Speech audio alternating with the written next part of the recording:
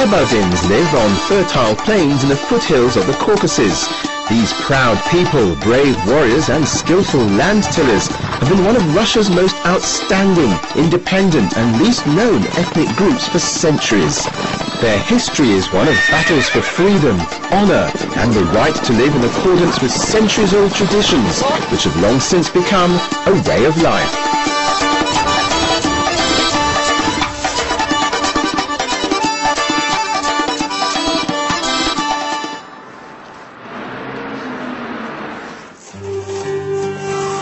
Vyacheslav Mustafov is weaving a traditional Kabardin mat called argen as he reflects on the history of his people.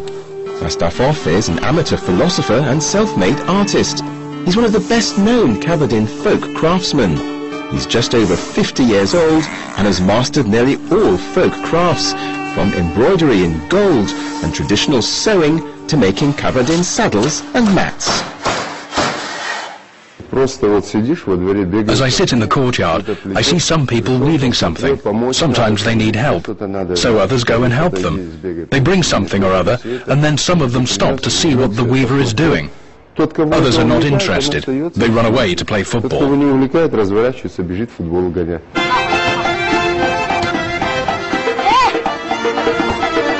There is a mat made of reeds in each Kabardin household.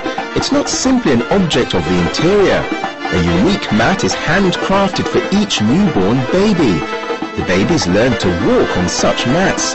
During their first encounters with their mothers-in-law, brides had to stand on mats. Mats were also used as a blanket during the night.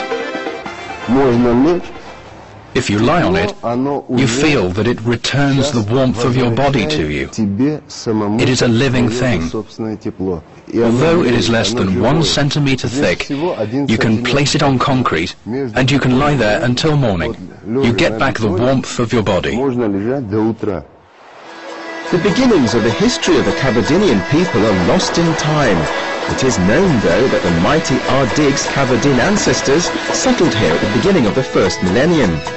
Once one of 12 Ardig tribes, today Kabardins are the main ethnic group of Kabardino-Balkaria, a small republic in the south of the Russian Federation. A total of just under 600,000 Kabardins live in Russia. When the earth emerged from non-existence, our forefather was a baby, lulled in a cradle. Aslan Tsepinov has been studying Kabardin folklore and folk traditions for several decades. He knows every word in the Kabardins' fundamental, even if unwritten code of laws. It is called Habze. Aslan's study is a veritable museum.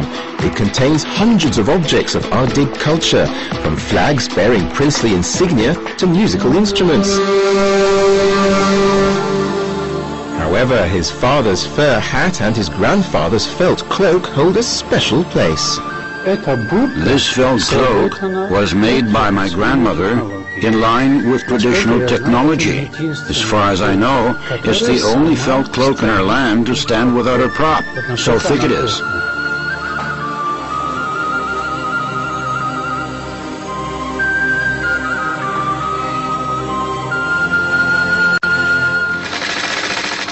The people of Kabarda have always been trendsetters in the northern Caucasus.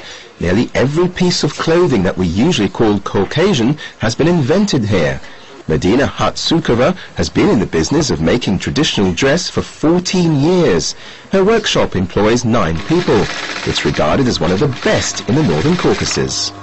Here you can see the clothes that were worn by princes in the 19th century. These containers are called gazari, and in translation, gazari means ready. Gazari held powder for the rifle. The Kabardin male dress includes a Circassian coat, a collarless kaftan.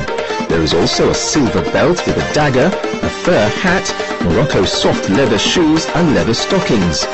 As a rule, common folk wore clothes of a grey colour, whereas princes were dressed in bright red.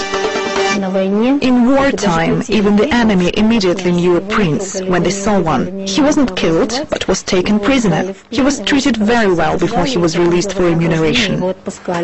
Traditional women's dress consisted of a shirt and pants worn underneath a small kaftan and an unbuttoned long-sleeved dress.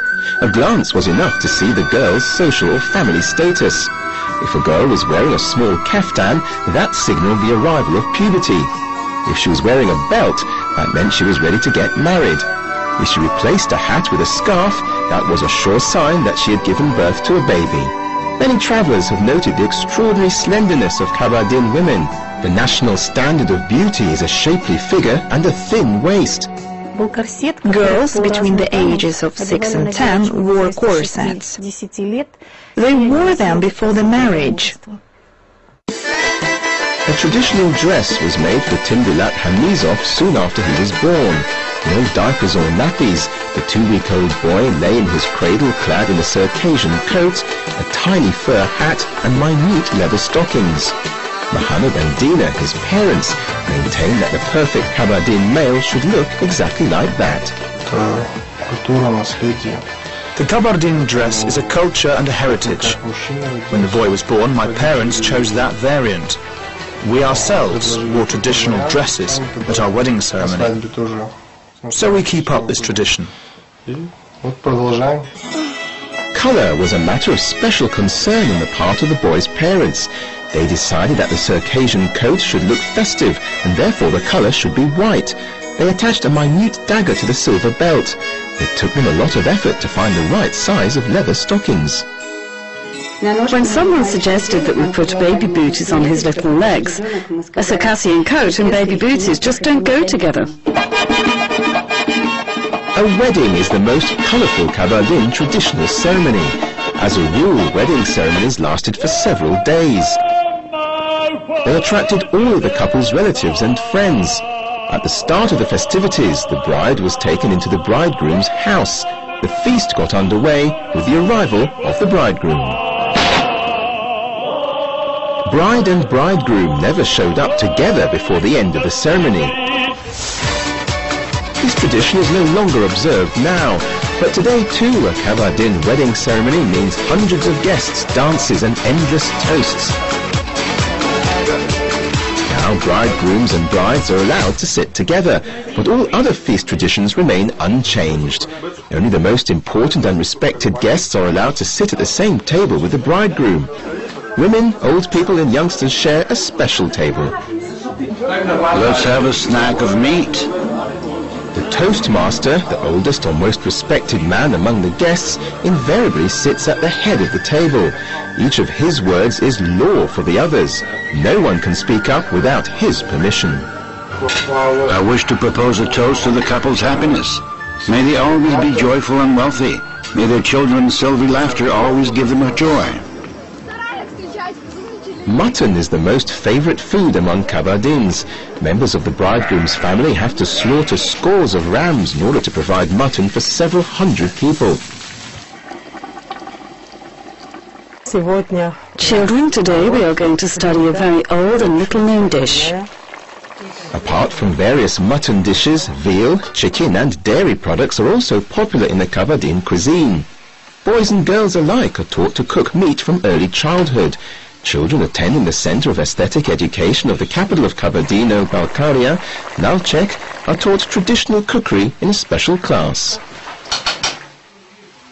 Let's add some sour milk. Today, Lucia wants to tell children how to cook chicken in sour milk. Only about 10 people in the Republic know how to do it. The traditional recipe is almost unknown now. What distinguishes Kabardin cuisine is that you can't cook anything without choosing the right products. They need to be natural, ecologically clean products. For the food to be real tasty, Lucia uses chicken, butter and milk from her household. She's learned old recipes from Boris Kubatiev, one of the most famous Kabardin chefs. Only a handful of people in the Republic can cook traditional meals better than Lucia. Even if I don't have anything but flour, I can cook 3 different dishes from the same flour.